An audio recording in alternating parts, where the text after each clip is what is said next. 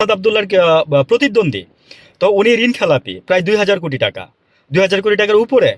আমি যখন কর্পোরেটে জব করছি, হ্যাঁ, ব্যাংকিং সেক্টরে, তখন আপনার আমাদের ব্যাংকে জিল্লুর রহমান আওয়ামী লীগের এরকম ছিল, টাকা দিচ্ছিল না। আমি তখন রিকভারি ডিভিশনের সেকেন্ড ম্যান ছিলাম। তো টাকা দিচ্ছিল না। আমার 4টা ব্যাংক, তো আমার 4টা ব্যাংকে আমার 4টা কর্পোরেট শাখায় আমি জব করছি। তো ব্যাংকের 4টার কর্পোরেট শাখার মধ্যে আমি 3টাতে রিকভারিতে ছিলাম। তো এরকম যখন নির্বাচন আসতো, নির্বাচন আসার আগে দিয়ে এমপিরা আপনার এই যে টাকা দিয়ে দিত, মানে আপনার যারা ঋণ খেলাপি ছিল তার আগে দিত না।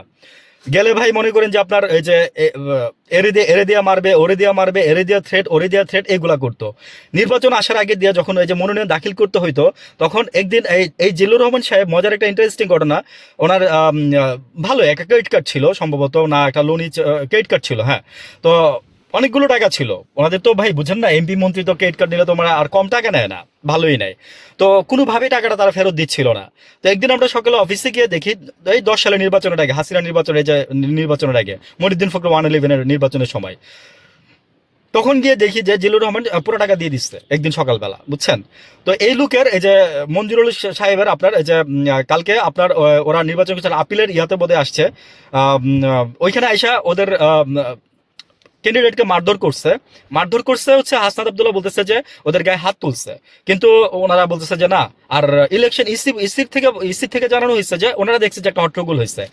তো এই মর্মে হাসনাত আব্দুল্লাহ, মানে এই মর্মে না, মানে ঋণ খেলাপির কারণে জাস্ট ওনাদের মনোনয়নপত্র বাদ হয়ে গেছে একদম চূড়ান্ত ভাবে। আর হচ্ছে হাসনাত আব্দুল্লাহর মনোনয়নপত্র বাদ হয় নাই, হ্যাঁ, হাসনাত আব্দুল্লাহ টিকে গেছে।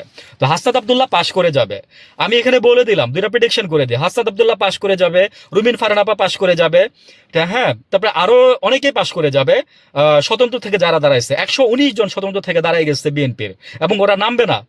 বললাম না, একদিন বলছিলাম যে গুলশানের পিছনের দরজার খবর দিয়ে দেই যে ওনারা নামবে না, এবং ওনাদেরকে হুমকি দামকি দেওয়া হয়েছে, হ্যাঁ, না থামলে এই করে ফেলবে, সেই করে ফেলবে। রুমিন ফারহানা মনে করেন যে আজকে একচাটিয়া দেখাই দিয়ে আসছে সরাইল ম্যাজিস্ট্রেট অফিসে, ঠিক আছে। রুমিন ফারহানা দেখাই দিয়ে আসছে। রুমিন ফারহানের ওয়ে মানে মানে রুমিন ফারহানের এগেনস্টে যে দাঁড়াইছে, সে তো পাশ কখনোই করবে না।